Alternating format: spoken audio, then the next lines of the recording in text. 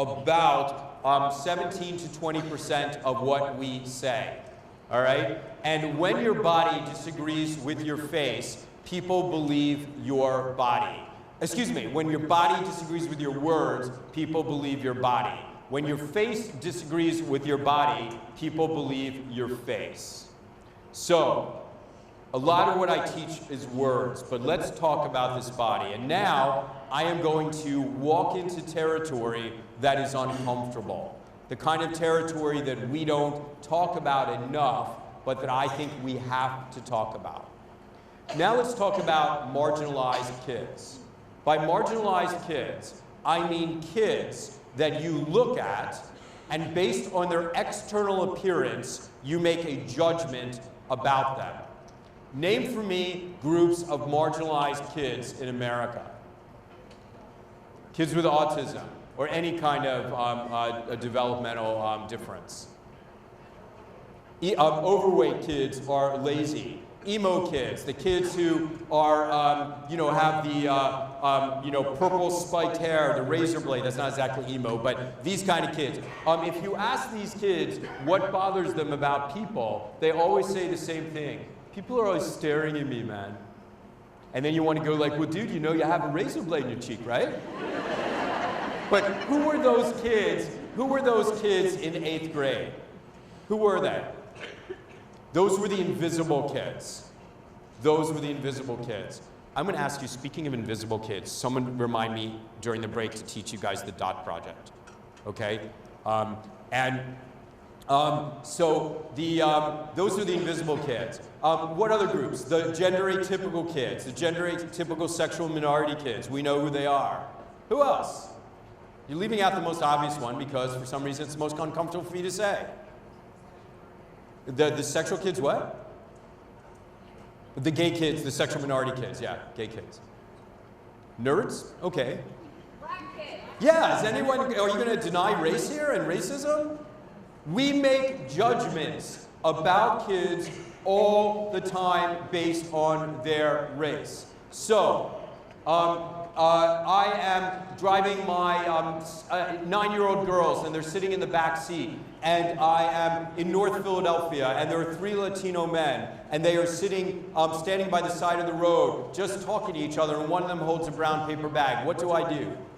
I lock the doors.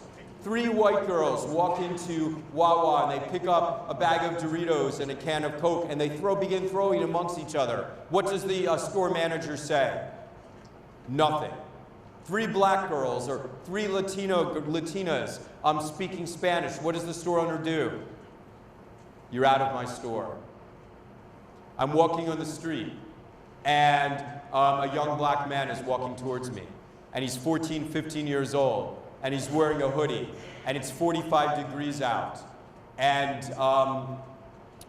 he is coming closer, and it's 6 p.m. and it's dusk. What do? I cross the street, I check my wallet. Like the air he breathes, he learns that I hold him to a low expectation. Like the air he breathes, he learns that I think of him as dangerous. Let's now put this into the context of resilience and youth development theory. All right? So if kids live up or down to your expectations, do you understand how poisonous it is for a human being to be raised to grow and believe that people think I'm dangerous? Now, let's put this into just general youth development theory. The fundamental question of adolescence is, who am I? Right? And that's what you're trying to figure out. And what does it mean when the answer to who am I is I am a man who makes other people cross the streets? This is poison. And for our young black men, when you are 12 years old and you're suddenly no longer adorable, because you got a lot of attention when you were cute, but now you're suddenly growing into a man, and all of a sudden people begin crossing the streets. It's very, very confusing to you. And this might be part of, if not the whole explanation of why 12-year-old young black men, even controlling for socio-demographics, their grades begin dropping, because they're absorbing aggressions and microaggressions throughout their life. But when you're 12 years old, you're very sad about it.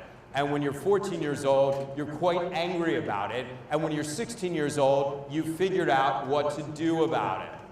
Now, let's talk about power. Name for me the reasons I have power.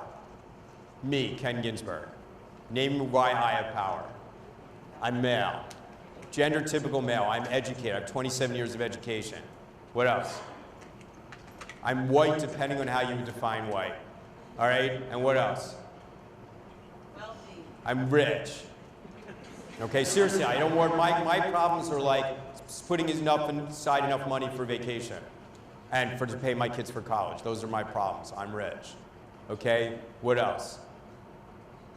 So I am a rich, white, presumably heterosexual male, gender typical what? Respected. So I have power, and I like it. I really like having power. All right? I like it so much that I think everybody is deserving of power. Where does the young black man get power vis-a-vis me, the man who clearly controls power in this society? Where does he draw power from? Takes it from you. It's intimidating me. It's that I crossed the street that learns that he can have power over me. So, what all marginalized folks have in common, whether you're talking about your gender atypical gay kids, whether you're talking about your obese kids, whether you're talking about your racial minority kids, what they all have in common is an attitude. An attitude is a defensive posture that says, I have been made to feel powerless. I have been made to feel judged by people like you, and I will not set myself up for this pain. And instead, I will put you on the defensive. So, how do you deal with the attitude? You can deal with the attitude by saying, you won't have that attitude with me, young lady, if you're an idiot. Or you deal with the attitude with love and respect. And most of the rest of today is really about what love means in a professional setting. All right? You deal with it, and it begins with body language. Let me give you just some body language 101, 5 minutes just for fun. I need a man who's not much taller than me, ideally. Any men volunteers willing to stand up here for a minute? Okay. Yeah. Okay. So, help me with your first name again. Curtis. Let's just stand like this. Do you ever see two men standing like this? Can anybody see what's wrong with this? No, you're good. You're good. We are all primates. Remember that. This is a hostile position. I'm going to touch you. Men standing chest to chest and hip to hip is hostile. You need to know that. What does one of us need to do to become comfortable? One of us needs to beta male to the other one. Okay? And when we beta male, which we do very naturally, we de-escalate.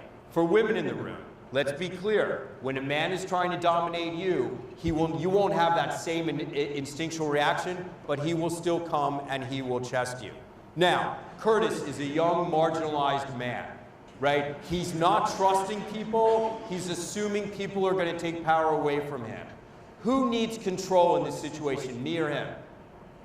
He does. So just something as simple as not my instinct as the man with power is going to be to come up and chest him and make him cower.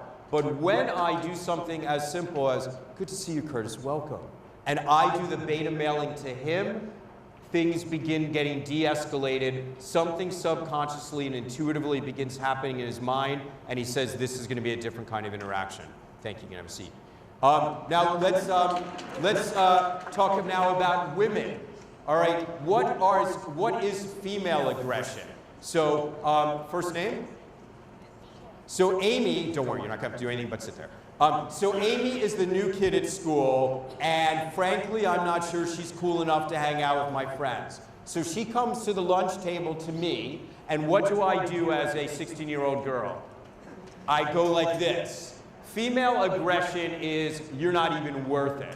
Female aggression is body language disregard. It's closing someone off. Why is this important to know? This is important to know Because if you are talking to a mother and she has been traumatized and she is easily triggered, then what happens is all you have to do is turn your back to her to look on your computer, and that could be enough to set her off because she is so primed to be disregarded. So instead, we maintain eye contact, and if we do need to turn around, we say, ma'am, pardon me, pardon my back for a minute, I just need to. All right, what are some other things to know? When we are using our hands, we are communicating a whole bunch about how we think, and we may re-traumatize that kid or parent. So when we go like this, I want you to know what I'm thinking. This is called assassination. Not surprising, right? This is called assassination. When I stroke my face when I'm listening to you, this is primate behavior for I'm judging you and planning my next move, which might be aggressive. All right? When I sit like this, this says that I am crowning. This means I think that I'm in a regal position compared to you. When I sit and I apologize in advance for what is coming. When I sit like this and I put my hands on my shoulder, that means I think I'm the king of the room. Male body language. Comfortable, aggressive, trying to disempower you. So you'll only have one person in the room, which is the male CEO or the principal, who's going to go like this. All right? So knowing this is highly, highly helpful to not being disempowered. What is the language we want to have with kids? If we're going to acknowledge that kids are the experts in their own life, then it begins by by supplication. The body language we want to be using is the body language of requesting information. I want to be able to serve you, but I don't know what to do. I'm going to ask you to fill me up. You don't use those words, but when you use this language, this is the open hand that says that you are supplicating and deferring to the other person and asking them to inform you. When you do this, especially the people who have been traumatized, you're giving control and expertise back to them. And even when you go further and touch your heart, I want to understand, Billy, I want to know what to do, but I don't know how to serve you, and only you know. You do these things, trust me, everything changes. Because you can say all the right words, but there is so much pain absorbed on the streets by people who are marginalized. There is so much pain that they are hypersensitive to your body language and your judgment, and when you bring it to consciousness, everything changes.